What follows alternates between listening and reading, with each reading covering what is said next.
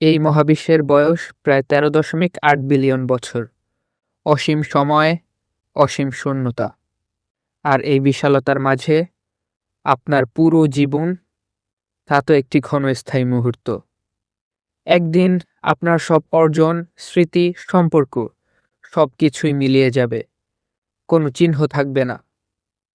তাহলে প্রশ্নটা খুবই সরল, এই জীবনের আসলে কোনো অর্থ আছে? বিজ্ঞান বলছে একসময় সূর্য নিভে যাবে, গ্যালাক্সিগুলো একে অপরের থেকে দূরে সরে যাবে, মহাবিশ্ব ধীরে ধীরে পরিণত হবে এক ঠান্ডা, অন্ধকার, নিঃশব্দ জায়গায়। সেই ভবিষ্যতের সামনে দাঁড়িয়ে আজকের আপনার আনন্দ, কষ্ট, স্বপ্ন কতটুকু গুরুত্ব, নাকি একেবারেই না? এই প্রশ্ন থেকেই জন্ম নেয় একটি দর্শন, নিহিলিজম। নিহিলিজম বলে জীবনের কোনো চূড়ান্ত অর্থ নেই, কোনো মহাজাগতিক উদ্দেশ্য নেই, সবকিছু শেষ পর্যন্ত অর্থহীন। কিন্তু এটা কি সত্যিই বাস্তবতা, নাকি শুধু একটি দৃষ্টিভঙ্গি?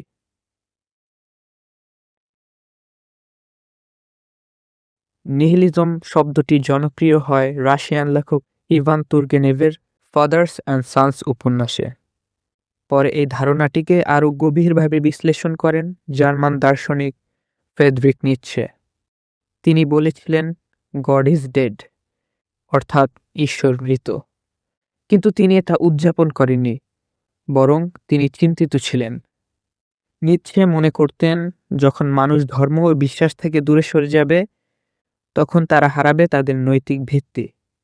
তখন প্রশ্ন উঠবে, আমরা কেন ভালো হব, আমরা কেন বাঁচব? তিনি এটাকে দেখেছিলেন একটি বিপজ্জনক শূন্যতা হিসেবে।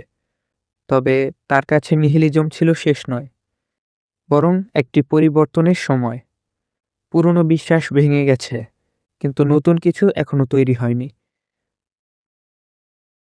নিহিলিজমে একটি প্রশ্ন আসে, যদি সত্যিই জীবনের কোনো অর্থ না থাকে, তাহলে আমরা কেন ভালোবাসি, কেন আমরা স্বপ্ন দেখি, কেন কিছু হারালে কষ্ট পাই? এগুলি কি শুধু রাসায়নিক প্রতিক্রিয়া, নাকি এর ভেতরে কোনো গভীর অর্থ আছে? আর যদি সবই অর্থহীন হয়, তাহলে অর্থহীন এই ধারণাটাই বা কতটা অর্থপূর্ণ?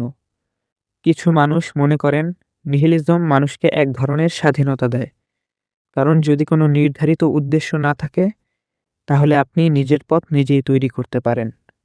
আবার অন্যরা বলেন এই ধারণা মানুষকে দিশেহারা করে দেয়, কারণ মানুষ স্বাভাবিকভাবেই অর্থ খুঁজতে চায়।